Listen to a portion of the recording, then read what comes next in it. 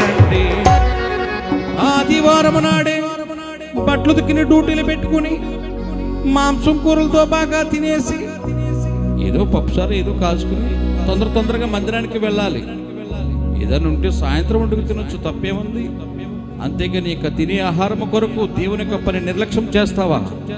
దేవుని యొక్క మందిరాన్ని నిర్లక్ష్యం చేస్తావా? సహోదరుడా, సహోదరి, అలా ఉంటే మన వర్ధిల్లలే. సమయానికి దేవుని యొక్క మందిరానికి వెళ్ళి దైవ దేవుని పొందాలని కష్టము చీనప్పుడే కాదు ప్రార్థన, ఇష్టము చీనప్పుడే కాదు ప్రార్థన, ఉద్యోగముచున్నప్పుడే